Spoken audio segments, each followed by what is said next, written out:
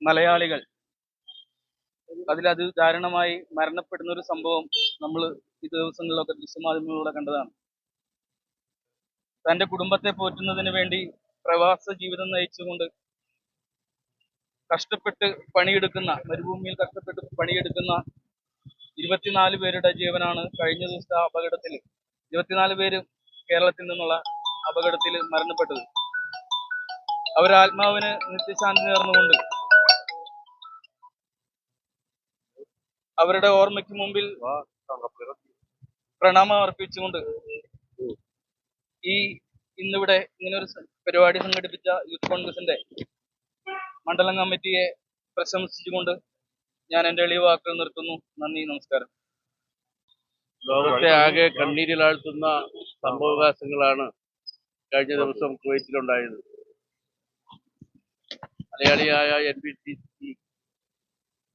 മലയാളി നടത്തുന്ന NBTC കമ്പനിയുടെ തൊഴിലാളികൾക്കാണ് ഈ ദാരുണമായ അന്ത്യമുണ്ടായത്. ഇന്ത്യയിലെ 46ഓളം തൊഴിലാളികളാണ് മരിച്ചത്. 28 പേർ ഇപ്പോഴും ഗുരുതരമായ ചികിത്സയുമായി ജീവനുമായി മല്ലിടുകയാണ്. എല്ലാവരെയും കണ്ണീരിലാഴ്ത്തുന്ന സംഭവമാണുണ്ടായത്. ഇതിനെങ്ങനെ പരിഹാരം കാണാൻ കഴിയുമെന്ന് ആർക്കും അറിയില്ല. കേരളത്തിലെ തന്നെ 24ഓളം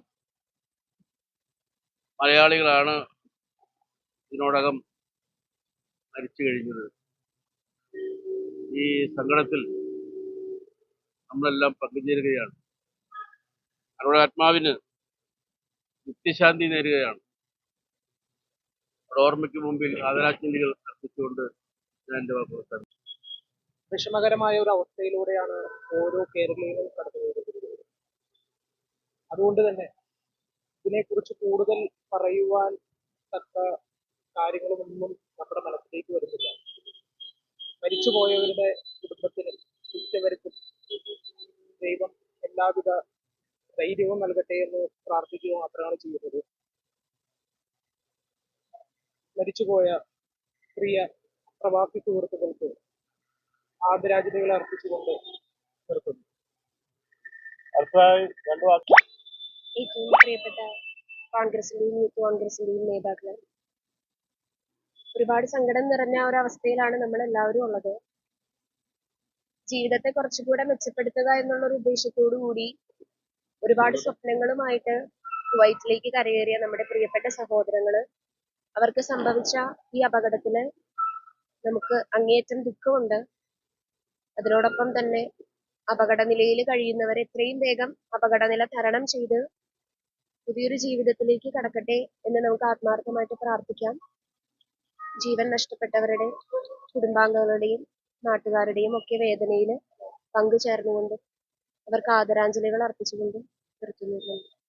കഴിഞ്ഞ ദിവസം കുവൈറ്റിൽ സംഭവിച്ച ആ നമുക്കെല്ലാം വേദനയുണ്ടാക്കുന്ന ആ മരണവാർത്ത നമ്മൾ അറിയുന്നത് സ്വന്തം നാട്ടിൽ നിന്നും സ്വന്തം കുടുംബത്തെ പോറ്റുവാനും സ്വന്തം മക്കളെ പോറ്റുവാനും സ്വന്തമായ ഒരു ഭവനം ഉണ്ടാക്കുവാനൊക്കെ വേണ്ടിയിട്ടാണ് നമ്മുടെ ഈ നാട്ടിൽ നിന്നൊക്കെ വിദേശത്തേക്ക് നമ്മുടെ ഈ മനുഷ്യർ പോകുന്നത്. അവർ ഒരുപാട് സ്വപ്നങ്ങൾ കണ്ടുകൊണ്ടാണ് വിദേശ രാജ്യങ്ങളിൽ ജോലി ചെയ്യുന്നത്. അതിനെല്ലാം ഒറ്റ രാത്രി കൊണ്ട് തകർക്കുന്ന രീതിയിലുള്ള ഒരു വാർത്തയാണ് നാം അറിയുന്നത്. അവരുടെ മരണത്തിൽ നമ്മുടെ എല്ലാവരുടെയും ദുഃഖത്തിൽ പങ്കുചേർന്നുകൊണ്ട് ഈ മരിച്ച എല്ലാവർക്കും വേണ്ടിയുള്ള പ്രണാമം അർപ്പിച്ചുകൊണ്ട് നിർത്തുന്നു. അടുത്തതായി അധികം നിർഭാഗ്യകരമായ ഒരു സംഭവമാണ് ഇവിടെ കുവൈറ്റിൽ നടന്നത്. ഒരുപാട് മലയാളി നമ്മുടെ സുഹൃത്തുക്കള്, നമ്മുടെ ചേട്ടന്മാര് അവിടെ മരണപ്പെടുകയുണ്ടായി. അതില് ഉള്ള അഗാധമായ ദുഃഖം നമ്മൾ രേഖപ്പെടുത്തുകയാണ്. നമ്മളെല്ലാവരുടെയും പ്രാർത്ഥനകളും അവരുടെ കുടുംബത്തിനും നമ്മൾ നേരുന്നു. അവരുടേതായ ഏത് കാര്യങ്ങളിലും നമ്മുടെ എല്ലാവരുടെയും സഹായം ഒറ്റക്കെട്ടായി നിന്ന് കേരള ജനതയുടെ മുഴുവൻ സഹായവും അവർക്കും അവരുടെ കുടുംബത്തിനും നൽകാൻ നമ്മൾ ബാധ്യസ്ഥരാണ്. അതുമായി ബന്ധപ്പെട്ടുള്ള എല്ലാ പ്രവർത്തനങ്ങളിലും നമ്മളെല്ലാവരുടെയും സഹകരണം ഉണ്ടാകണം. അവരുടെ ആത്മാവിന് നിത്യശാന്തി നേരുന്നു. അവർക്ക് വേണ്ടി പ്രത്യേകം പ്രാർത്ഥിക്കുകയും ചെയ്യുന്നു.